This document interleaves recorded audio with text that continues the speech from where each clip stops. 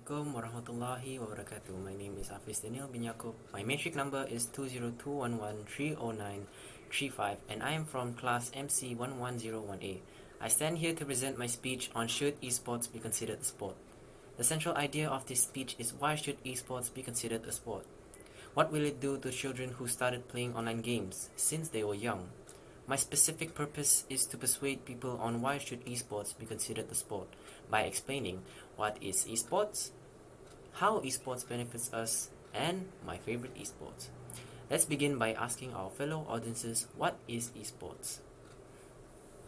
For those who doesn't know, esports, also known as electronic sports, esports, or e-games, is a form of competition using video games.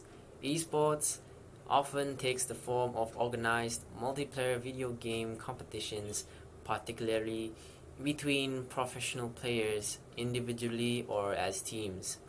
Although organized competitions have long been a part of video game culture, these were largely between amateurs until the late 2000s, when participation by professional gamers and spectatorship in these events through live streaming saw a large surge in popularity.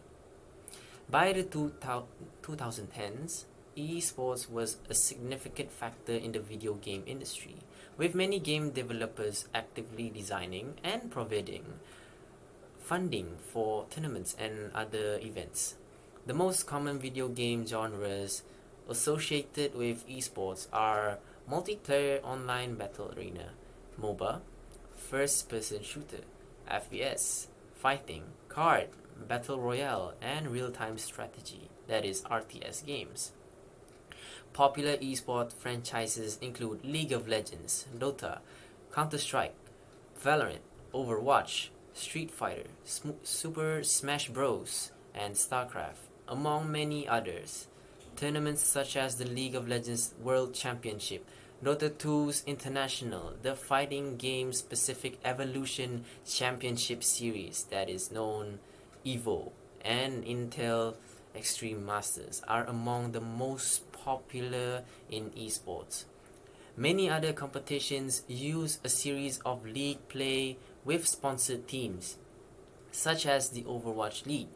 Although the legitimacy of esports as a true sporting competition remains in question, they have been featured alongside traditional sports in some multinational events in Asia, with the International Olympic Committee also having discussed their inclusion into future Olympic events. By the late 2010s, it was estimated that the total audience of esports would grow to 454 million viewers, with revenue increasing to more than $1 billion. The increasing availability of online streaming media platforms, particularly YouTube and Twitch, have become central to the growth and promotion of esports competitions.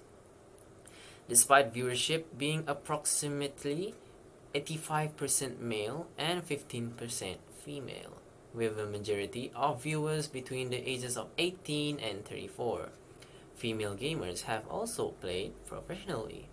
The popularity and recognition of esports first took place in Asia, seeing significant growth in China and South Korea, with the latter having licensed professional players since 2000.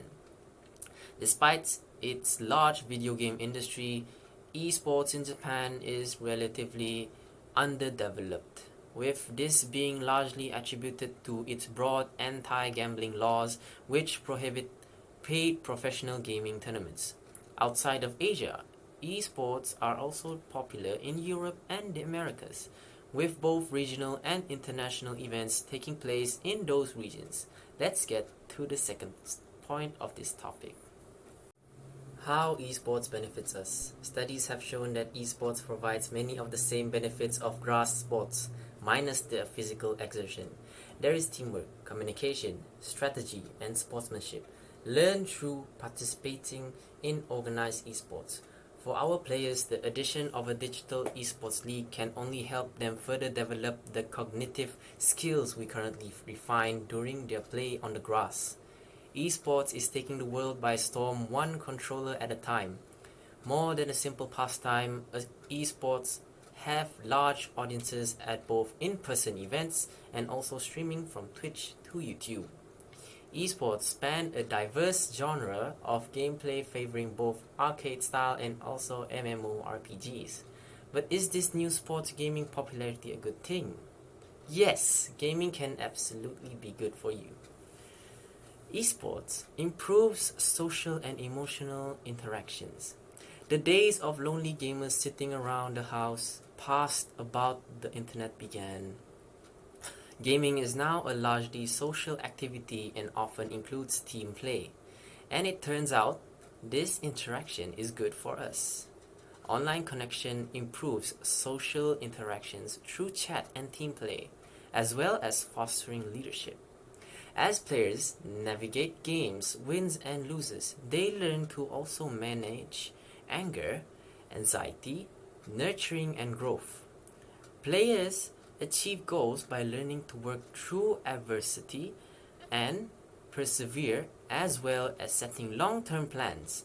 As an added bonus, players improve cognitive skills as well, such as attention and focus, spatial reasoning and visual processing, and enhance mental rotation abilities.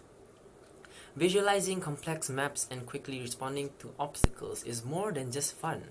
It turns out that when Generation X told our parents we were improving hand-eye coordination while playing Mario, we were actually correct.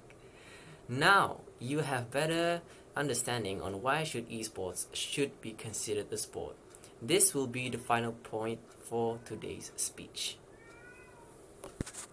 I want to talk about my favorite game that is currently Valorant right now. I have played it for a year now and I have been improving on my skills. The game is not that hard itself if you have the basics on first-person shooter, that is FPS games.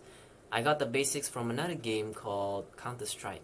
It gives me the basics of how to shoot, strengthen my game sense, work up on my crosshair placements, and many more.